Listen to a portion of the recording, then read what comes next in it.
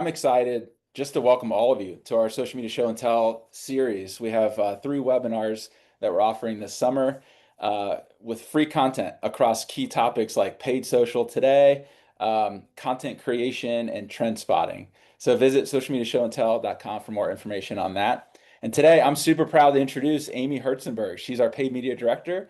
Whether you've attended CreatorCon just last month or not, we all know that the best creative in the world means nothing if no one sees it, right? And so the truth is, we don't need to spend more time just thinking about content creation. We need to be thinking about how do we amplify that content.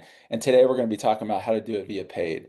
So Amy's going to walk us through that, the best ways to make sure your content is seen, specifically creator content, and make sure that it goes beyond impressions and likes and moves the needle for your business. So, Amy, I'll let you take it away.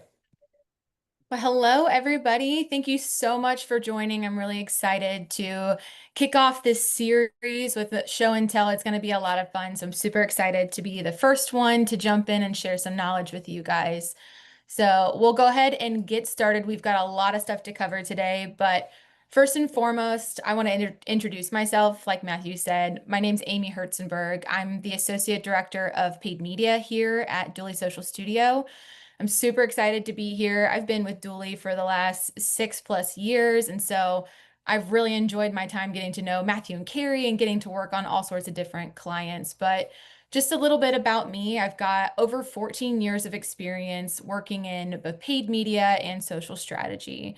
I work with a ton of different types of clients, but my specialty really is in D2C and CPG brands. And while I spend most of my time in social, my work definitely expands into additional digital advertising channels as well. But outside of work, I am married to a worship pastor, and we're going to be celebrating our ninth wedding anniversary this year.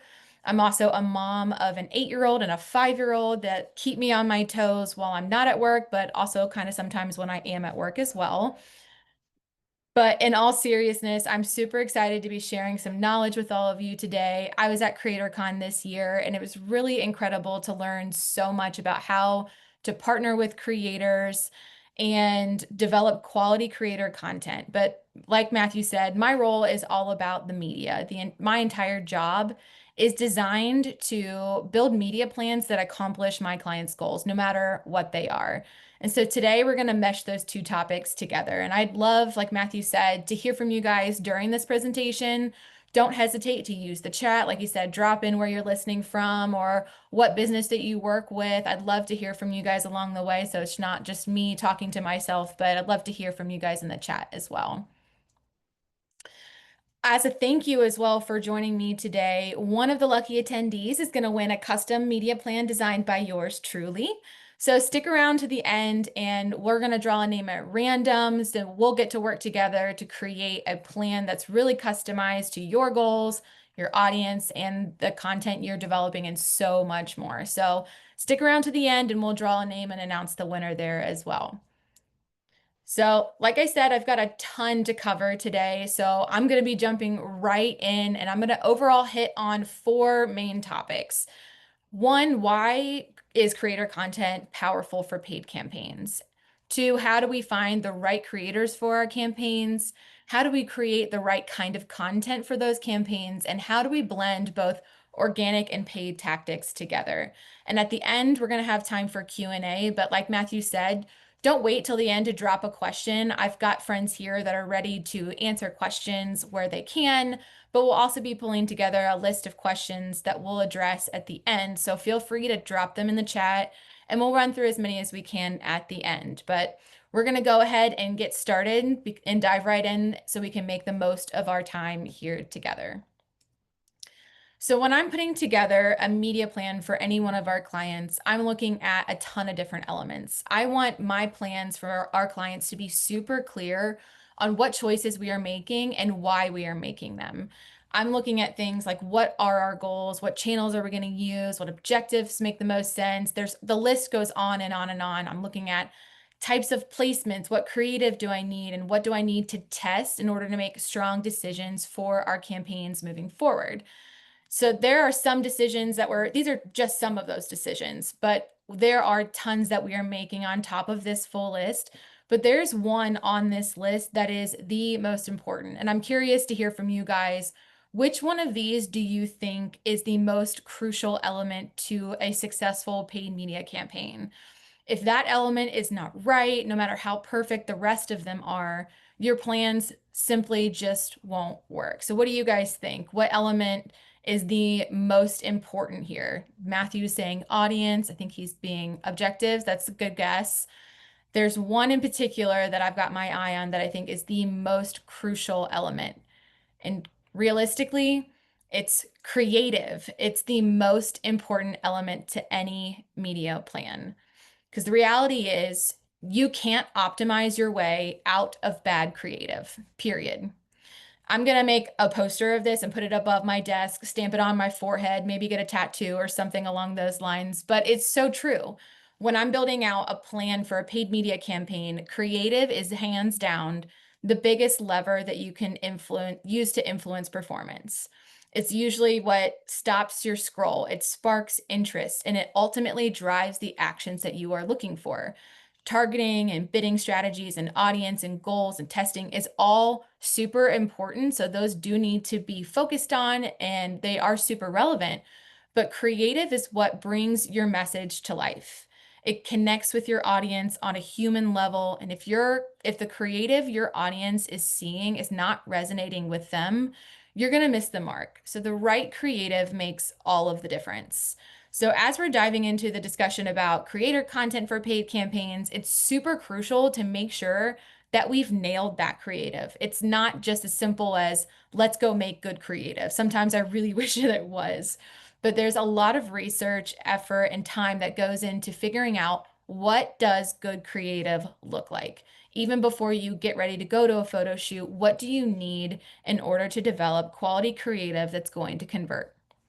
So before we dive in to seeing how to make good creative, there's probably a few of you here that are still a little apprehensive about if creator content is actually going to work or not. So we're going to dive into why is creator content powerful for paid campaigns? And there are plenty of reasons that it works so well, but I've narrowed it down to four that I believe are the most impactful. These are four reasons that I would take to my boss if I needed to convince them to invest money in creator content.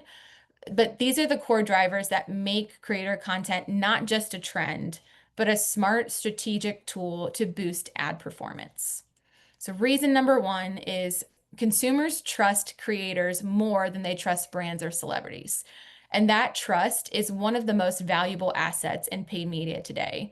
Unlike traditional celebrities, creators feel like peers. Their content is grounded in everyday life. Their recommendations come across as really genuine rather than scripted.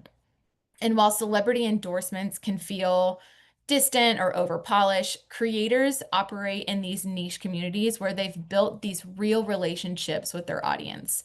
They answer questions, they respond to comments, they share personal experiences where that layers in credibility that these ads need to succeed. So, this trust has a measurable impact. There are plenty of studies that show that consumers are significantly more likely to act on a creator's recommendation rather than a brand ad. In fact, 92% of consumers trust a creator more than a traditional ad or a celebrity endorsement. That's an industry changing statistic right there. I mean, we know that influencers and creators have been changing the way we're advertising and we're using social, but 92% of consumers trust creators more than traditional ads. When I pulled this number, it truly blew my mind because that is a significant majority of the people who are engaging on social. And so, in the world of social ads, this authenticity is cutting through the noise and creating trust in areas that is desperately needed. Reason number two is that it's a huge advantage with creator content that it bypasses ad blindness. I'm sure you guys are super familiar with this in your own social media scrolls, but as people are scrolling through their feeds, we've become incredibly good at tuning out what feels like an ad. If it's overly polished, salesy, or branded, that we just move right on past it. This creator content blends right in. It feels really native to the platform, and it doesn't feel like it's not supposed to be there. It doesn't trigger the same resistance or skepticism that a traditional ad often does. Instead, it earns those impressions by looking and sounding like something that is worth watching. It's not something that they want to skip. It's a really subtle shift, but it makes all the difference in the world when you're looking at a very crowded feed, and it gives creator content that unique edge in driving engagement and actions. Simply put, when an ad feels like content instead of a commercial, it earns attention instead of interrupting it. Creator content really thrives in this space because it doesn't announce itself as an ad. Instead, it delivers value, entertainment, and relevance first, which earns that viewer's attention really naturally. And once you have that attention, you have the opportunity to influence, educate, and convert without feeling intrusive to their feeds. Third reason is these aren't just broad audiences that we're looking at here. These are specific groups of people who share common passions and problems or lifestyles, whether it's the clean beauty enthusiasts or new moms or plant parents or even productivity hackers. I think I've landed on that side of TikTok way too many times. Creators have built trust within these spaces by consistently delivering value and showing up authentically. When they introduce a product, it feels natural, like a trusted tip from someone who truly understands their audience. This hyper relevant targeting doesn't just rely on platform algorithms to get us in front of the people that we need to be in front of, but it's baked into the creator's following. And that alignment translate into stronger engagements, higher conversion rates, and ultimately more effective media spend for the brand. You're not just reaching people, you're reaching the right people with the right voice. And lastly, at the end of the day, results matter. Content made by creators is consistently outperforming traditional ad creative across key metrics. Whether it's high click-through rates or stronger engagements or lower cost per acquisition, creator-led ads often feel way more personal, more trustworthy, and more relevant, and that shows in the data.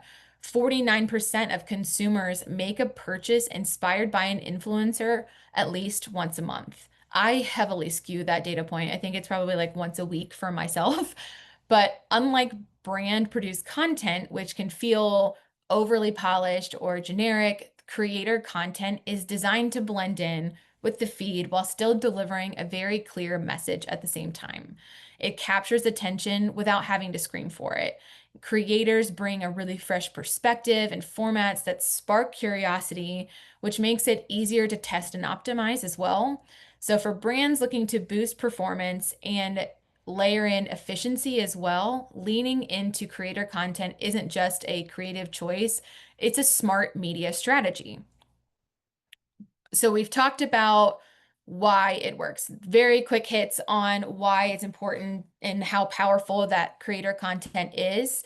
But did all of that make sense to you guys? Anything that shocked you, drop it in the chat if you have any questions about why, or if you're looking for more data points, or if your boss is a little bit of a stickler and needs additional information.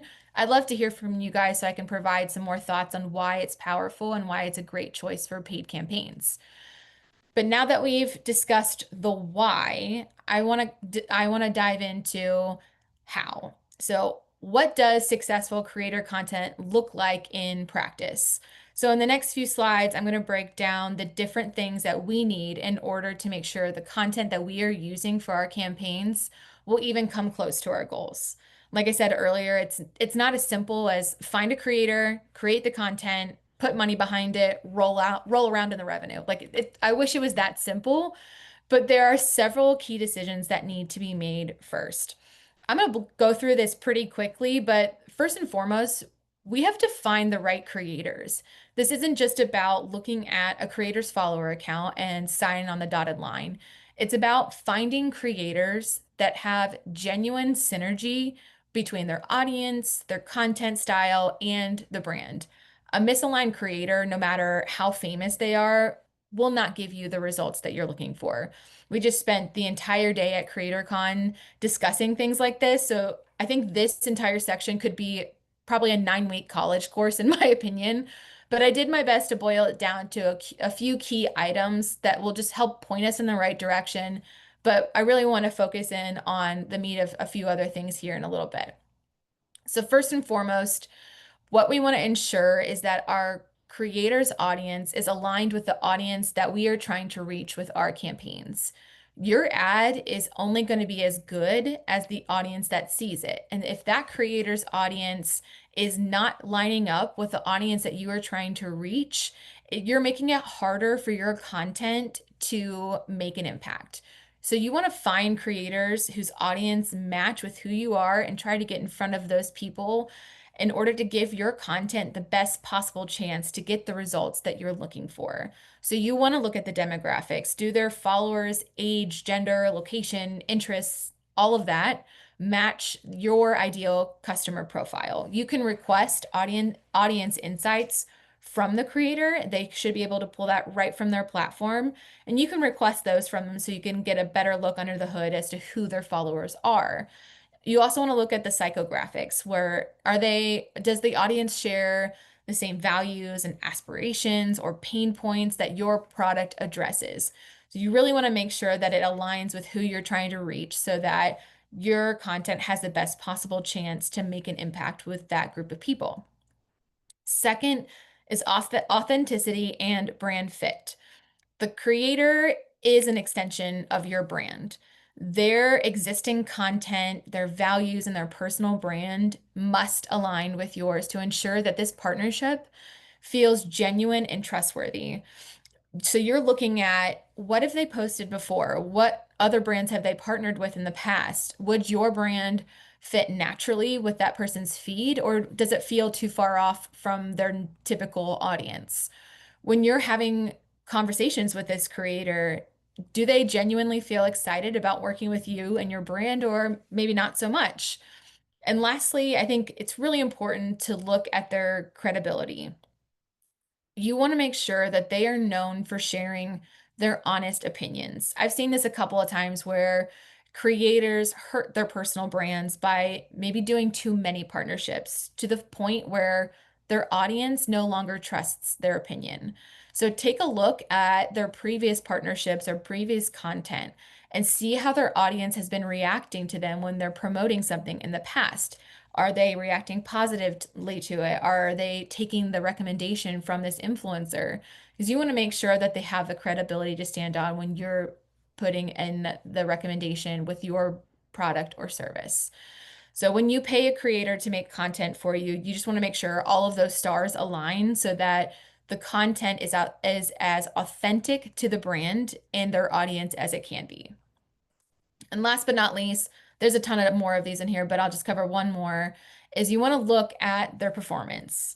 You want to you want to make sure that this creator performs well. And a large following doesn't always guarantee a high impact. I'll say it again for those in the back. A large following does not guarantee high impact. These high engagement rates really indicate an active audience, and that's what you're looking for. A responsive audience is more beneficial to your brand than a large audience that is not as responsive. So take a look at their follower count compared to how many engagements their most recent posts are getting. Is their audience active? Are they actively commenting on their posts? And it's not just a list of a bunch of single emojis or one answer responses. They're in active conversation with their followers. We want to see sentences and responses and questions. We want to see all of that. You can also ask the influencers or the creators about past brand collaborations. They may be able to share some insights from previous campaigns. If other brands have shared information back to them, they will kind of give you a glimpse behind the curtain before you hire them to create content for your brand. So I went through that pretty quickly, and I'm sure the strategists on my team are in here looking at it, and like there's about 900 additional things that you should look for when finding the right content creators, but wanting to point us in the right direction at first. But now we've got at least the direction on how to find the right creators. And as we're putting together a creative brief and for these content creators, we really want to iron out exactly what the brand is looking for in enough detail to give the creators clear direction for the campaign, but not too much where we're going to take away from their creative freedom. We talked a lot about that at CreatorCon. It's a hard balance to strike, but I'm going to break it down for you in a few different steps on how we can figure out what kind of content we should be asking for based on our goals. So, depending on the goal of your campaign, your creative is going to look dramatically different. The creative from an awareness stage is not going to work well when you're trying to drive conversions. It's a total mismatch. So, it's a very crucial step to get good creative from a creator for paid campaigns. It is having that clear goal defined. We tend here at Duly, we tend to work in this typical sales funnel where we're looking at our clients' campaigns as, are we trying to drive awareness, consideration, or conversion? What step are we at? So a client will come to me and say, I just need more people to know about our brand.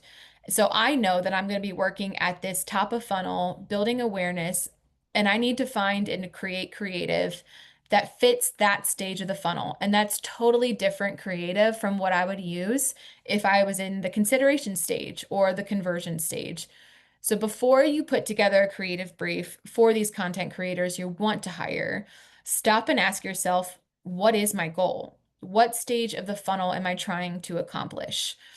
The next couple of slides, I've broken down for us what each stage looks like and what the goal is at each of the stage, but also what should creative look like if your goal is awareness? What should creative look like if you're in consideration? What is the messaging you should focus on? And how do you measure that specific phase to know if it's worked or not? So we're going to start right at the top of funnel with awareness. So at this awareness stage, our primary goal here is to capture attention. We're introducing ourselves to this audience.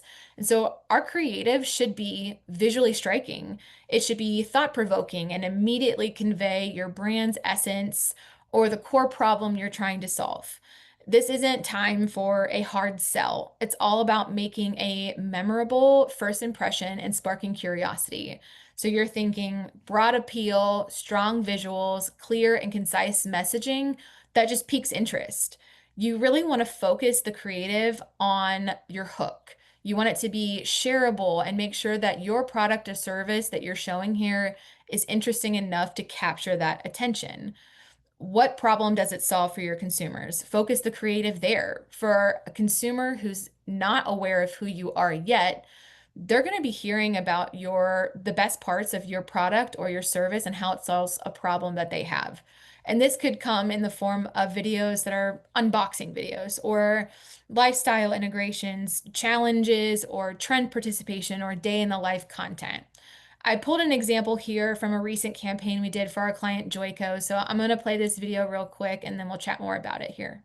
Here's how I took my hair from dry and damaged to silky and smooth with Joico's K-Bond 20 Power Mask. I use heat in my hair pretty much every single day, so my hair gets very dry and fried. So to help keep my hair strong and healthy, I like to use a hair mask like once a week. And lately I've been reaching for this one by Joico. I applied the K-Bond 20 mask on wet hair and I let it sit for about 5 minutes. Then I washed it out in the shower and I made sure to shampoo twice for extra volume. Then I did a quick blowout with some rollers and look at how shiny my hair is. I really like this hair mask because it's super hydrating. It makes your hair 5 times stronger in one use and it helps repair the bonds of your hair, in turn preventing breakage and making your hair shinier and stronger. If you would like to try the Joico K-Bond 20 mask, I will have it linked in my bio. So she used a day in the lifestyle video to show people how she uses our product to get super shiny, smooth hair. But you'll notice that the majority of the video, the product wasn't even in the shot, but her shiny, beautiful hair was. She was demoing the product, speaking directly to the problem that this product solved for her, which made it a really great awareness ad. We wanted to communicate how and wanted consumers to see in this video and ask, how do I get hair just like hers? So at this stage, when we're looking at this video and trying to evaluate, did it work or did it not work? We're looking at how many people did it reach? Did the cost per impression average just about what we expected it to be? How many people viewed this creative and for how long did they view it?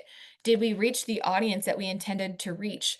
At the awareness stage, it's all about views here. You're wanting to get your creative in front of not just a bunch of people, but a lot of the right kind of people. And so you're looking at not only the volume of impressions or your reach or your views, but also, is it quality reach? Were they interacting with it in any way to give you a better understanding of, did people see this video, enjoy it, and did they take any sort of action on it?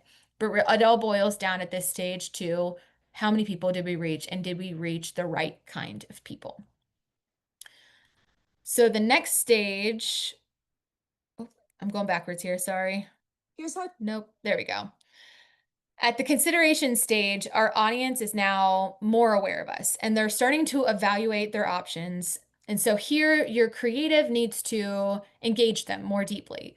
This is where you showcase your unique value proposition, highlight the benefits, address pain points, and even introduce things like testimonials or case studies. The goal here is to build trust and demonstrate why your product or solution is the best fit for your consumers. So your creative should invite interaction of some sort, encourage deep exploration of the product, or provide more information that helps them make an informed decision down the line. You could have creators make videos that review products, show before and afters, create how-tos, or even an in-depth Q&A on a live stream. And I've got another example here from our client, Joico.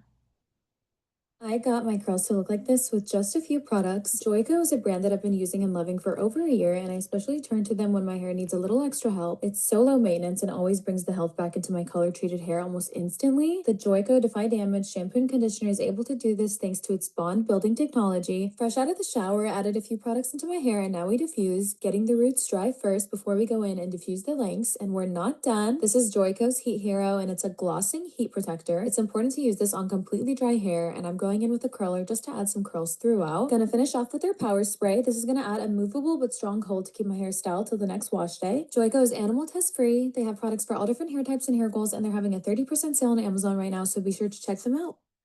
So her video highlighted a lot of our value propositions. She highlighted their bond building technology, that it's animal test free, that we have products for all different hair types and hair goals, and she demonstrated how the product worked.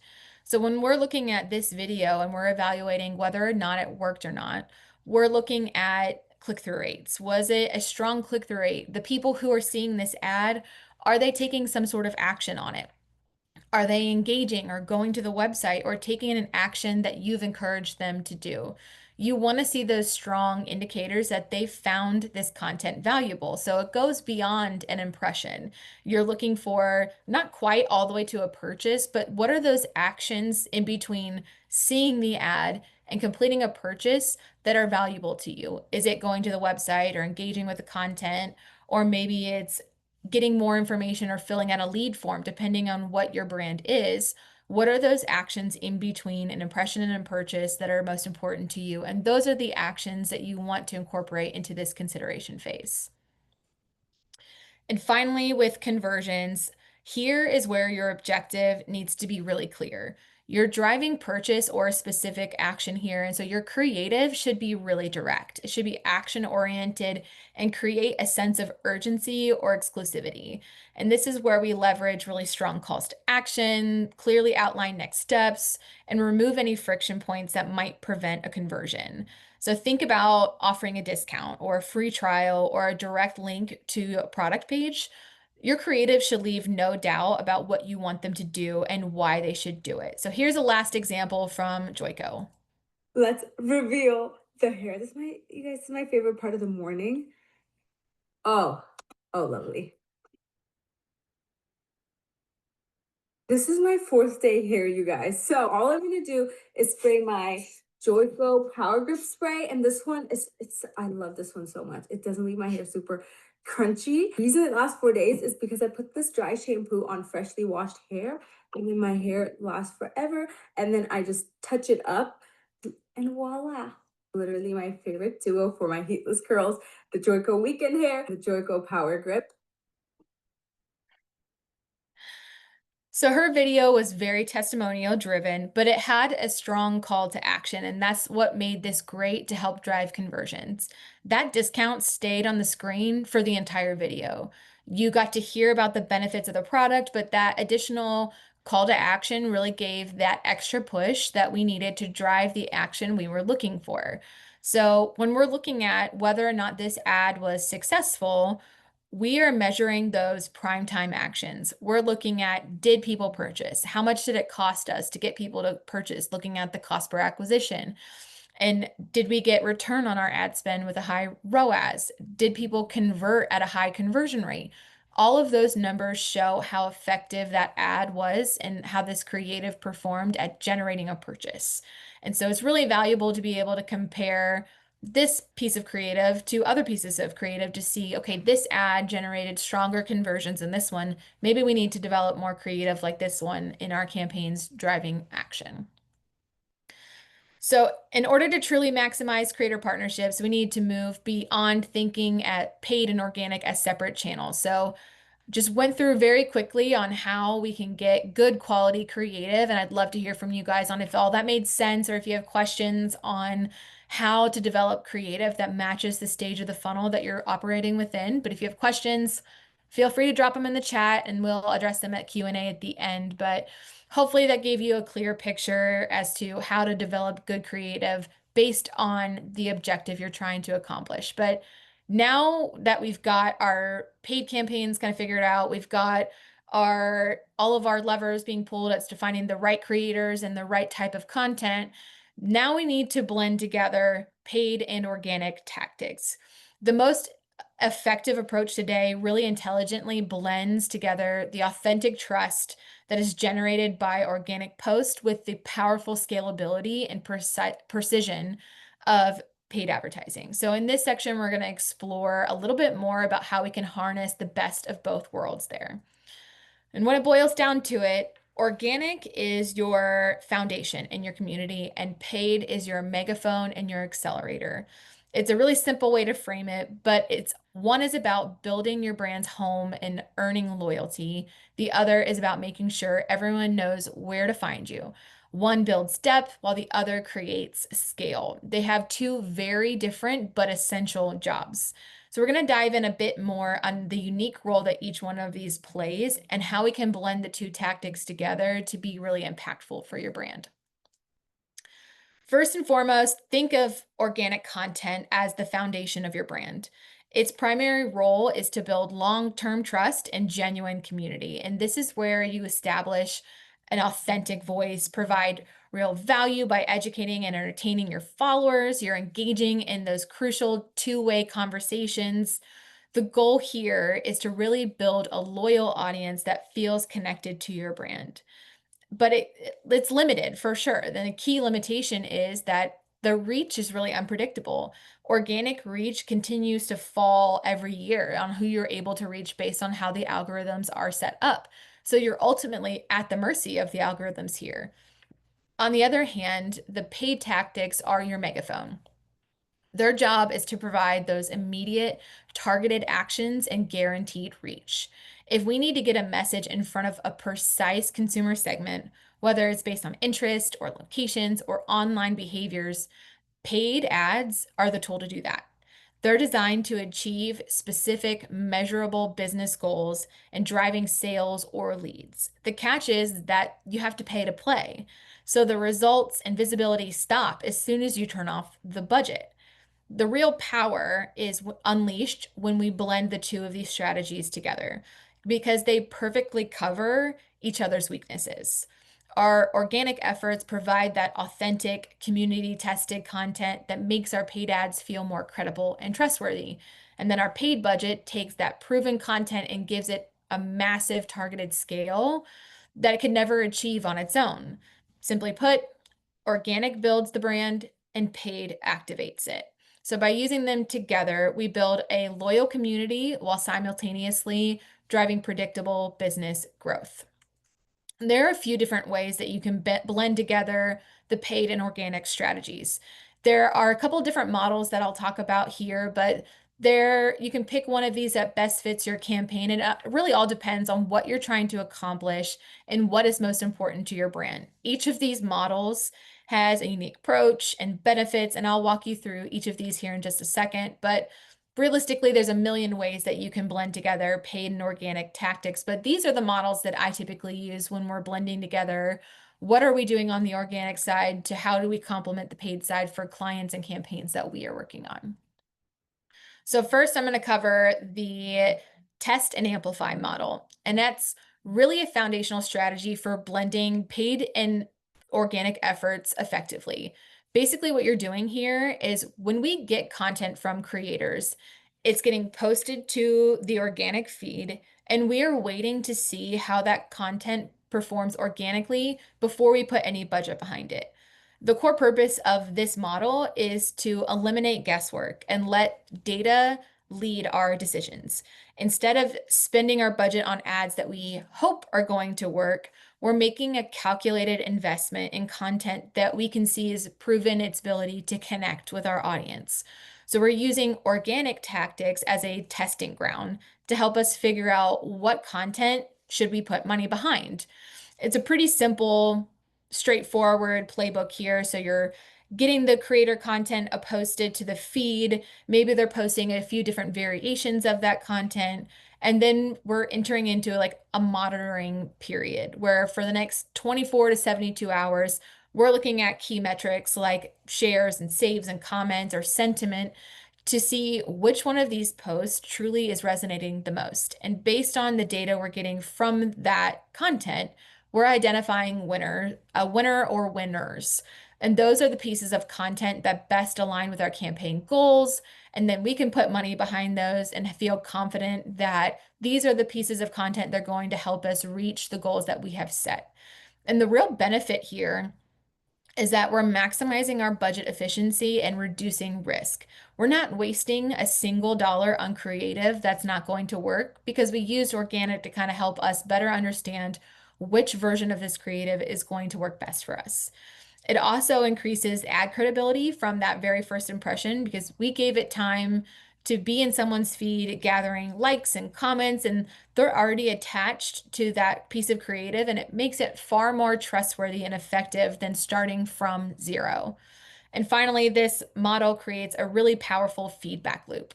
It provides us with really invaluable data that helps us inform all of our future creative briefs. We're able to take a look at what performed well, both organically and paid, and it makes us smarter and more effective with every campaign that we run. This model is really helpful for marketers that need to be really nimble with their budgets. If you're not working with a ton of money in your media budget, using organic to test what would work well in your paid campaigns is a really great way to get a little bit free A/B testing without having to waste your budget. The second model I'll talk through is the social proof boost. I could have named that something simpler to say, but I made a choice there. So this model is pretty similar to the first one, but what we're doing here is we're not waiting to see if this content performs the best.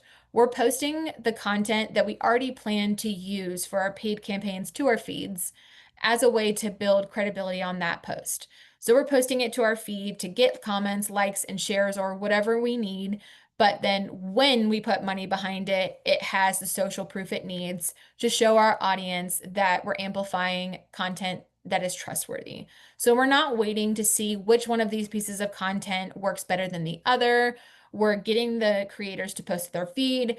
We're letting it warm up for a little bit, and then we're putting money behind it. So the payoff here really is we're getting that extra layer of credibility. So people are more likely to pay attention to the creative we're putting out there. And it helps boost performance for the algorithm. It uses active engagements as a sign that that piece of content is worth amplifying to more people. So it'll help boost performance there. And it also helps make that piece of content feel more natural in the feed because other people are engaging with it. So why shouldn't they? And in this instance, this model is really great when you're having trouble getting ads. When you're having trouble getting ads to perform well in the past. Maybe your product or service is a little bit complex or it's new or you need social proof to just give your ads a little bit of a boost before they go live, this is a great way to build trust affordably on your content. And last but not least, our final model is the dark post advantage. And this is where we get the most control. This whole idea is where we can run ads that are completely separate from the creator's public facing organic feed. And this allows us to be really surgical with our advertising without cluttering the creator's page with really promotional content. So brands are getting final versions of creative from these creators. And the key difference here is that this ad does not get posted to the creator's organic feed until the campaign is over. Instead, we are directly going into Ads Manager and creating a brand new ad from scratch and using that content to amplify it to very specific groups of people. We can build audiences based on interest and demographics or online behaviors. We can whitelist the creator so that the content still comes from them and we benefit from that ad coming directly from the creator, and it gives that look and feel of creator content, but it's not posted directly to their feed quite yet. So this gives us really three huge benefits. There are two huge benefits. First, it enables some really clean A/B testing. So when you're trying to better understand what is going to work and what isn't working, we can show that ad to multiple different groups of audiences while we're still adjusting targeting in the previous two models. You can still adjust targeting in those previous two models. This one, it allows you to be very precise where a consumer isn't showing up in two different audiences at the same time, where they may see it organically and also see it ad paid at the same time, which can make it really hard to provide clear insights on what is working, why it's working, and what style of creative is really making a beneficial impact on your brand. It also maximizes reach without using or creating creator fatigue. We can reach a mass audience here that doesn't follow the creator, then their loyal followers aren't getting spammed with ads, especially when you have a partnership with a creator and they've agreed to do 4 to 5 different videos for you. You don't want to clog up their feed, and so you can run that creative as an ad only, and you won't overload that audience or theirs too much at once. And maybe they take those posts after the campaign's been going for a while and you've got the insights that you want. They can then periodically post those videos over time, but it's not 4 to 5 videos back to back clogging up their feed. I feel like this model is best for the times where you need super clear insights. If you're targeting multiple personas or you're trying to get really rigorous testing on this creative, this approach really gives you that clear control behind the scenes so you can get those clear insights. Okay, we covered a ton today, and I hope that you got a lot out of it and what I shared and liked what I shared and all of that. But really, to sum it up, what we talked through today is to effectively turn creator content into campaign fuel. It's crucial to understand the power that comes from the trust and authenticity that creators have with their audience. And success really begins with selecting the right partners based on their genuine audience alignment and not just their follower accounts, and fostering real relationships with these creators. And from there, strategically tailoring our content at each stage of the marketing funnel, from broad awareness to detailed consideration, and finally to direct conversions. And so in order to maximize those results, you want to blend organic and paid strategies together using a model that best works for your brand. That's all I have for you guys today. Thank you so much for your time. I know Matthew's been gathering some questions, or if you guys have more, feel free to start popping those in the chat now. We're going to be heading into Q&A here in just a second, and we'll announce our giveaway winner as well. But for those of you who don't know, I also write a newsletter every so often called Mastering the Market with Amy. And so feel free to scan this QR code if you're not a subscriber yet already. Maybe some of these, I plan on taking the content we've talked through today and breaking it down into a little bit more detailed sessions in the newsletter as well. So feel free to subscribe there and feel free to reach out with any questions if you have some as well. So I'll pass it back to you, Matthew. Awesome. Thank you, Amy. Great job. Kelly had a really great question. She said, do you find paid that looks organic is more successful, or does it kind of depend maybe on the the funnel Mhm. stage or what the brand is trying to accomplish with their ad? Yeah, so I've seen this time and time again that especially on social, content that feels more organic to the feed is more successful.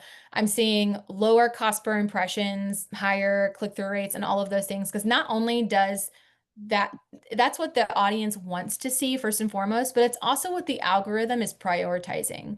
So not only are you getting in front of people more affordably because the algorithm likes that type of content, but people are also reacting to it at stronger rates. And so we're definitely seeing that paid content that looks more organic is more successful. If you take 4 minutes, scroll through your feed on Facebook or Instagram, you'll see more ads that look and feel more organic than you do traditional ads in the first place. So I definitely have seen that time and time again.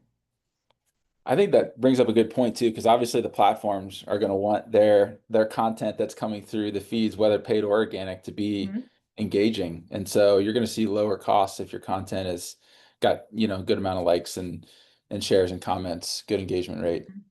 So Yeah. Nikki chimed in and said, I think you can read this too, but I have a client with a sizable, loyal, and engaged following. Great job. He wants to find the right partnerships that provide value to his audience, build his brand, and facilitate that connection for brands. How do you recommend we source these quality partnerships? We'll cover that in a follow-up webinar. No, I'm kidding. How would you answer that, Amy? Oh, there's so many ways you can tackle this, but I would say one of the things that would be really great to do is take a peek at who are your group of core followers that are most engaged and interactive to your brand, and take a peek at who they follow. Who are the influencers or creators that they follow that kind of match up with your brand and the services that you offer?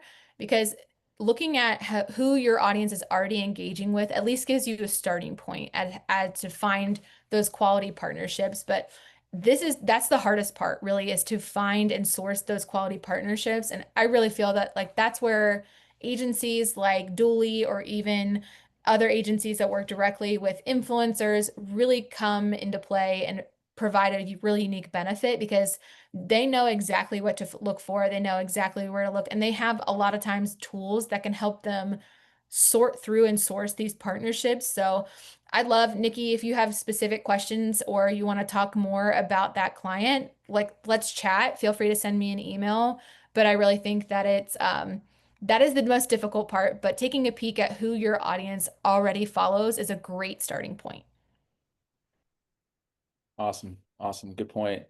Amy, it occurred to me as you were going through some of this presentation that we're generally talking about like kind of one-off posts or maybe just individual pieces of content at a time. Do you see value in gathering and placing multiple pieces of content Yes. through social ads? Yes. Absolutely. All of this can be applied if it's a single one-off post or a group of posts. So all of those Joico examples that I pulled in and showed you guys at that section, those were all running at the exact same time. That was a big buy that we did for Q4 of last year. I think we had I want to say it was like 10 plus different creators going at the same time. Because realistically, when you're putting everything into a paid campaign, those algorithms are working hard to select, okay, what do I think this person is going to resonate more with? So it'll pick from the different groups of creators that you've put into that campaign and deliver it to that person. But it'll also allow them to be served different influencers at different given times. So let's say Monday, the algorithm thinks that Sally Susan is going to be the influencer that I need to see, but on Wednesday, I'm getting another influencer. So I'm getting multiple touch points where influencers maybe are talking about different things or different values about the product that you're featuring. And it's a really beneficial way to talk holistically about the product without having to have one influencer cover everything. You can kind of space out who talks about what and what value should this person talk about based on their audience and what value should this person talk about this audience. And so having a group talk about the product all at one time is definitely beneficial, but it still works if you're working with one at a time for sure. Awesome. I'm going to ask one more question, just because Yeah. I'm curious. There's so much data you can collect in social or any kind of digital marketing. Yes. If I were to limit you to choosing let's say 2 key metrics with regard to what we're talking about here in this topic with creator content, amplifying it via paid. Mhm. What would you deliver to a client, or what should we be recommending that they look at above Mhm. anything else? CPM and click-through rate are the two that pop up top of mind for me. I truly believe that when you have the right audience selected and all of that, um, the cost per impression or how much it costs for you to get in front of a group of people is what is going to help get your piece of creative in front of a large audience. And that's what you need to even start the consumer journey in the first place. And a lot of times I feel like there are some brands that they want conversions, they want sales, and they want to get at this bottom of funnel, but they're trying to reach an audience that's not quite ready for it yet. And so, especially if you've not done a creator campaign before, start at that awareness phase and look at that cost per impression. How does that cost per impression compare to other types of content? And is it lower or is it more expensive? And if it is more expensive, did it deliver quality actions like a healthy click-through rate that you're seeing people go to the website or click through to a landing page where you can collect leads? Those are the things that get you in front of a large group of people to build that awareness that you need to even work through the consumer journey in the first place. And that healthy click-through rate is what shows whether or not the content was valuable. If your click-through rate is too low, it's very clear to me that the content is not resonating enough, and we need to put in some additional work on developing creative that is going to resonate with the audience. Maybe it's just a mismatch of audience and the creative that we have, and we need to flip-flop some things around. And that's where A/B testing can come into play. But if I was limited to those 2 metrics, it would be CPM and click-through rate. Awesome. Well, I could keep asking questions, but that's just me being selfish because I get access to you all the time. But before we give away a media plan, can you just quickly describe the importance of a media plan, or like Yes. what do you get with a media plan? Yes. So we kind of talked about it at the front a little bit. There's a ton that goes into media plan, but it basically breaks down every aspect of what it takes to put a paid campaign together from start to finish. It looks at how our previous campaigns performing. It outlines the goals, the objectives. It even gives you estimates on how we anticipate the campaign to perform. What budget are we going to spend? Where are we going to spend it? When are we going to spend it? Where is it? What audience are we going to target? What creative are we going to use? What KPIs are we going to measure? How are we going to test here or test there? There are a ton of different factors that go into it, but it basically is a plan that shows you every decision that we need to make and why we chose those decisions in order to get you to a paid strategy that is going to either sell your product, get you leads, or whatever it needs to be. So I pull together historical data based on my knowledge from either similar clients or your own data, if I can get to it, industry trends, and competitor benchmarking to better understand what's out there, what they're doing, and how to put together a media plan that I can confidently say to whoever wins this media plan, this is what it's going to take to deliver you results that you need. And so, whenever I put together a media plan, like I said a second ago, I give you estimates. So I'll say if we're going to spend $10,000 on a media plan, you're going to get this many impressions, this many clicks, and this many purchases. And I try to be within 5% of that goal every single time we launch a campaign. But I am an insanely competitive person. So if I create a media plan, I do everything in my power to make sure that it goes off without a hitch. So it basically breaks down every detail you need in order to be a successful, or in order to have a successful paid campaign. Awesome. I love it. Well, without further ado, I'm not going to share my screen, but you got to trust that I have a little spinny wheel thing It's got a spinner. that, yeah, I got a It little looks like the spin in Wheel of here. So Fortune I'm spinner. going to spin here and we'll see who wins. So we've got Svetlana Bonner. Are you still on? Let's see. Awesome. Probably got It her looks like contact. she left, but she was on here earlier. So Okay. we're going to keep her as the winner. If you have questions about media planning and buying, obviously you've got Amy's information. We are going to send this full recording afterwards as well, so you'll have all access.